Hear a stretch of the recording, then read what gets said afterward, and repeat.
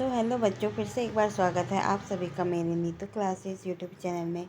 और आज की इस वीडियो के माध्यम से मैं आपको बताऊंगी अध्याय 4 का वैश्वीकरण और भारतीय अर्थव्यवस्था के बारे में मैं आपको बताऊंगी, जो कि अर्थशास्त्र की पुस्तक में से इस पाठ को लिया गया है। तो चलिए शुरू करते हैं बिना किसी देरी के।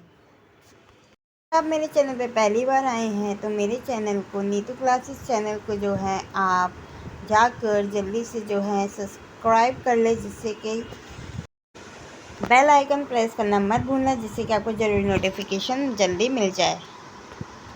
आज के विश्व में उपभोक्ता के रूप में हम में से कुछ के सामने आप देखते हैं कि वस्तु और सेवाओं के जो है बहुत सारे विस्तृत जो है विकल्प हैं। यानी कि आजकल जो मार्केट में है बहुत सारी वस्तुओं के और सेवाओं के हमारे पास बहुत सारे ऑप्शंस हैं। हम चाहे तो कोई सा भी सामान खरीद सकते हैं। मोबाइल में देख लीजिए, मोबाइल फ़ोन में जो है अलग अलग वैरायटी आपको मिलेगी देखने को।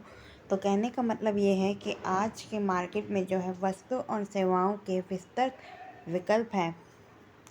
विश्व के शीर्ष विनिर्माताओं द्वारा निर्मित डिजिटल कैमरे, मोबाइल फ़ोन और टेलीविज़न के नवीनतम मॉडल हमारे लिए सुलभ है। हमेशा भारत की सड़कों पर गाड़ियों के जैसे हम दिन प्रतिदिन दैनिक जीवन में मॉडल देखे जा सकते हैं। वो दिन गुजर गए जब भारत की सड़कों पर केवल क्या होता था, पहले के टाइम पे एक दो गाड़ी होती थी जो कि दिखाई देती, परंतु आज के टाइम पे आप देखते होंगे कि भारत में जो है बहुत सारी गाड़ियाँ आ गई हैं। आज भारतीय विश्व की लगभग सभी शीर्ष कंपनियों द्वारा निर्मित कारें खरीद रही हैं।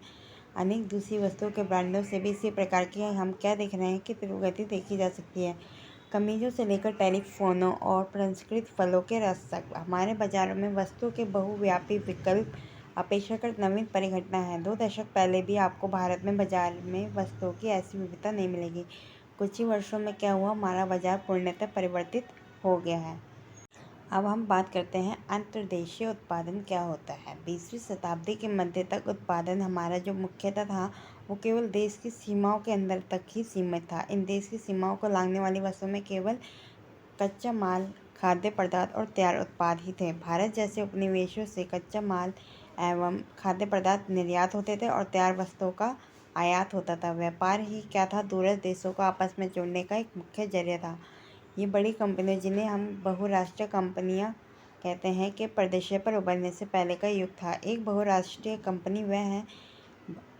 फ्रेंड्स, आप बच्चों, आपके क्वेश्चन पेपर में वाला क्वेश्चन आने के चांस है कि बहुराष्ट्रीय कंपनी क्या होती है, तो ये आपको याद।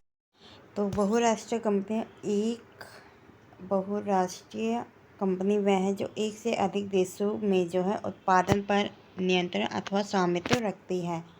ठीक है, तो ये इम्पोर्टेंट है आपके एग्ज़ाम के लिए। कंपनी प्रदेशों में कार्यालय तथा उत्पादन के लिए कारखाने स्थापित करती हैं, जहां उन्हें सस्ता श्रम एवं अन्य संसाधन मिल सके। उत्पादन लागत में कमी करने तथा अधिक लाभ कमाने के लिए बहुराष्ट्रीय कंपनी ऐसा करती है। अब हम उदाहरण पर विचार करते हैं। एक बहुराष्ट्रीय कंपनी द्वारा उत्पादन का विस्तार। औद्योगिक उपकरण बनाने वाली एक बड़ी बहुराष्ट्रीय कंपनी संयुक्त राज्य अमेरिका के अनुसंधान केंद्र में अपने उत्पादों का डिजाइन तैयार करती है। उसके पुर्जे चीन में विनिर्मित होते हैं, फिर इन्हें जहाज़ में लादकर मैक्सिको और पूर्वी यूरोप में लाया जाता है, जहां उपकरण के पुर्जों को जोड़ा जाता है और तैयार उत्पाद को विश्व भर में बेचा जाता है। इस बीच जो होता है, कंपनी की ग्राहक सेवा का भारत स्थित कॉल सेंटर के माध्यम से संचालन किया जाता है। ठीक है, तो इस उदाहरण में हमने क्या देखा कि बहुराष्ट्रीय कंपनी केवल वैश्विक स्तर पर ही अपना तैयार उत्पाद नहीं बेच रही, बल्कि अधिक महत्वपूर्ण ये है कि वे वस्तु और सेवाओं का उत्पाद विश्व स्तर पर कर रही है। परिणामतः उत्पादन प्रक्रिया क्रमशः जटिल ढंग से संगठित हुई है। उत्पादन प्रक्रिया छोटे भागों में विभाजित है और विश्व भर में फैली हुई है। ठीक है, ऊपर दिए गए उदाहरण में चीन एक सस्ता विनिर्माण केंद्र होने का लाभ प्रदान करता है। मैक्सिको और पूर्वी यूरोप, अमेरिका और यूरोप के बाजारों से अपनी निकटता के कारण लाभप्रद है। भारत में अत्यंत क्या है, कुशल इंजीनियर उपलब्ध है जो उत्पादन के तकनीकी पक्षों को समझ सकते हैं। यहाँ अंग्रेजी बोलने वाले शिक्षित युवक भी हैं जो ग्राहक देखभाल सेवाएं उपलब्ध करा सकते हैं। ये सभी चीज़ें बहुराष्ट्रीय कंपनी की लागत का लगभग 50 से 60% बचत कर सकती है। अतः वास्तव में सीमाओं के पार बहुराष्ट्रीय उत्पादन प्रक्रिया के प्रसार से असीमित लाभ हो सकता है। अब हम पढ़ेंगे विश्व भर के उत्पादन को जो है एक दूसरे से जोड़ना।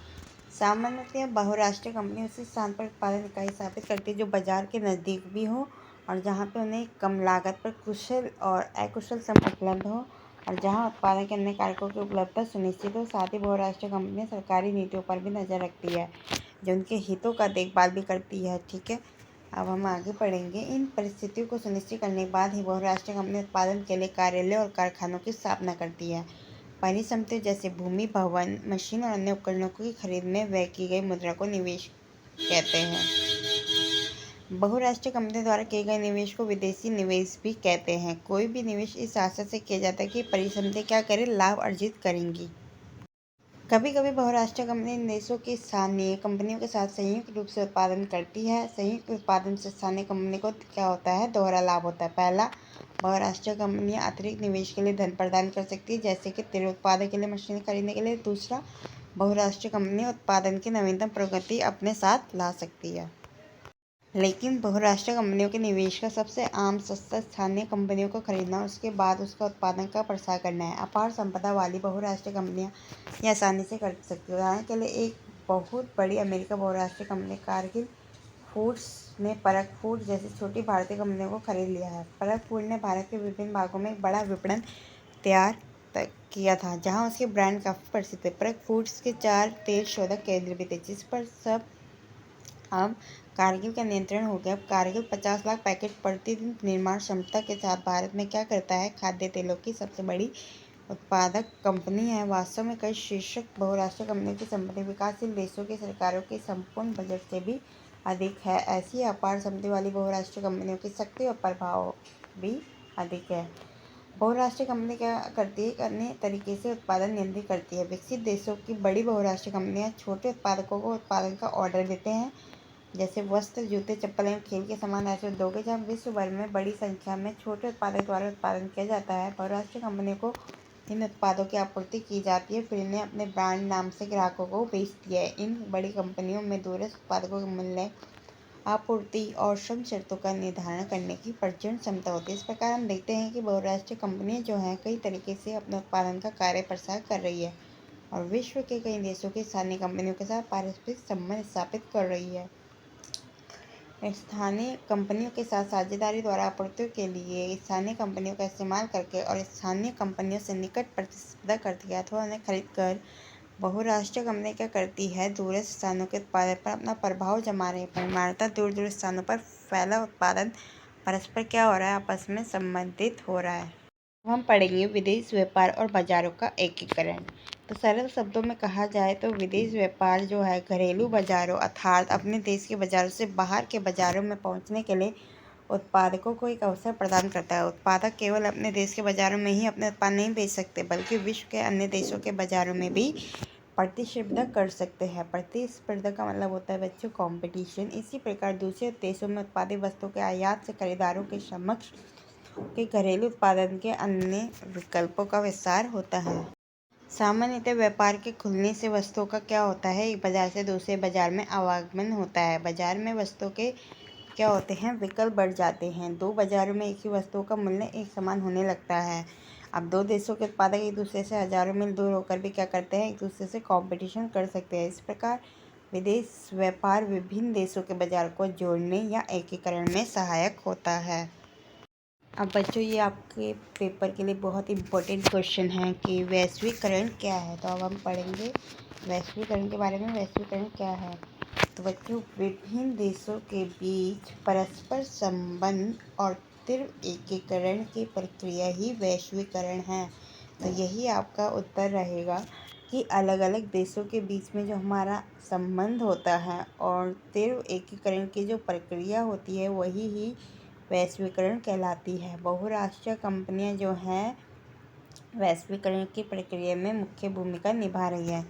विभिन्न देशों के बीच अधिक से अधिक वस्तु और सेवाओं, निवेश और प्रौद्योगिकी का आदान प्रदान हो रहा है। ठीक है,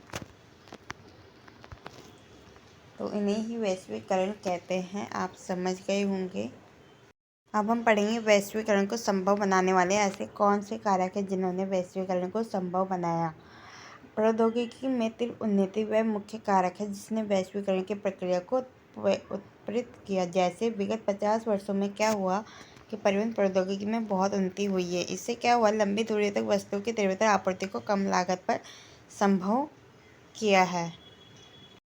फिर इसके बाद हमारा दूसरा कारक आता है सूचना एवं संचार प्रौद्योगिकी का विकास। वर्तमान समय में क्या है, दूरसंचार, कंप्यूटर और इंटरनेट के क्षेत्र में प्रौद्योगिकी द्रुत गति से क्या हो रही है, परिवर्तित हो रही है। दूरसंचार सुविधाओं में जैसे कि टेलीग्राफ, टेलीफोन, मोबाइल फ़ोन एवं फैक्स का विश्व भर में क्या हो रहा है, एक दूसरे से संपर्क करने, सूचनाओं को तुरंत प्राप्त करने और दूरवर्ती क्षेत्रों को संवाद करने में प्रयोग किया जाता है। ये सुविधाएं संचार उपग्रहों द्वारा सुगम हुई है। ठीक है, जैसे कि तो लगभग उसकी जानकारी प्राप्त कर सकते हैं और सूचनाओं को हम क्या कर सकते हैं, आपस में बांट सकते हैं। इंटरनेट से हम क्या कर सकते हैं, आज के टाइम पे तुरंत जो है इलेक्ट्रॉनिक डाक यानी कि ईमेल हम भेज सकते हैं और कम ही मूल्य पर हम विश्व भर में बात कर सकते हैं। ठीक है, वॉइस मेल कर सकते हैं। हम पढ़ेंगे बच्चों उदारीकरण, जो कि बहुत इंपॉर्टेंट क्वेश्चन है कि उदारीकरण क्या है। तो मैं आपको बताती हूँ उदारीकरण क्या है। जब सरकार के द्वारा अवरोधों अथवा प्रतिबंधों को हटाने की प्रक्रिया की जाती है तो वही उदारीकरण के नाम से जाना जाता है। ठीक है, अब हम पढ़ेंगे विश्व व्यापार संगठन, जिसको हम इंग्लिश में कहते हैं वर्ल्ड ट्रेड ऑर्गेनाइजेशन। ठीक है, तो अब हम इसके बारे में पढ़ेंगे। तो इसमें क्या कहा गया है कि हमने देखा है कि कुछ बहुत प्रभावशाली अंतर्राष्ट्रीय संगठनों ने क्या किया, भारत में विदेश व्यापार एवं विदेशी निवेश के उदारीकरण का समर्थन किया। इन संगठनों का मानना था कि विदेशी व्यापार और विदेशी निवेश पर सभी अवरोधक हानिकारक है। कोई अवरोधक नहीं होना चाहिए। देशों के बीच क्या होना चाहिए, मुक्त व्यापार होना चाहिए। विश्व के सभी देशों को अपनी नीतियाँ उदार बनानी चाहिए। तो इसके लिए जो है विश्व व्यापार संगठन यानी कि WTO एक ऐसा संगठन है जिसका ध्येय अंतर्राष्ट्रीय व्यापार का उदार बनाना है। विकसित देशों की पहल पर शुरू किया गया था। विश्व व्यापार संगठन अंतर्राष्ट्रीय व्यापार से संबंधित नियमों को निर्धारित करता है और ये देखता है कि इन नियमों का पालन हो। वर्तमान में विश्व के लगभग 164 देश विश्व व्यापार संगठन के सदस्य हैं। तो ये वेरी इंपॉर्टेंट क्वेश्चन यहाँ से आपका बनता है। ठीक है, विश्व व्यापार संगठन सभी देशों को क्या करता है, मुक्त व्यापार की सुविधा देता है, परंतु व्यवहार में देखा गया है कि विकसित देशों ने अनुचित ढंग से व्यापार अवरोधक को बरकरार रखा है। दूसरी ओर विश्व व्यापार संगठन के नियमों ने विकासशील देशों के व्यापार अवरोधों को हटाने के लिए विवश किया है। अब हम देखेंगे कि भारत में वैश्वीकरण का क्या प्रभाव पड़ा। पहला, विगत 20 वर्षों में बहुराष्ट्रीय कंपनियों ने भारत में क्या किया था, अपने निवेश में वृद्धि की है, जिसका अर्थ ये है कि भारत में निवेश करना उनके लिए लाभ पड़ रहा है।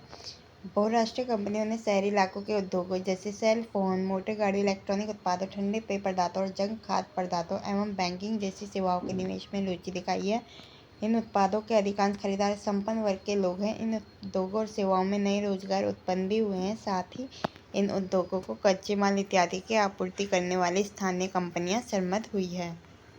दूसरा जो इसका प्रभाव पड़ा है वो ये है कि अनेक शीर्ष भारतीय कंपनियां बढ़ी हुई प्रतिस्पर्धा से लाभान्वित हुई है। इन कंपनियों में नवीनतम प्रौद्योगिकी और उत्पादन प्रणाली में निवेश किया और अपने उत्पादन मानकों को ऊंचा उठाया है। कुछ ने क्या किया, विदेशी कंपनियों के साथ सफलतापूर्वक सहयोग कर लाभ अर्जित किया है।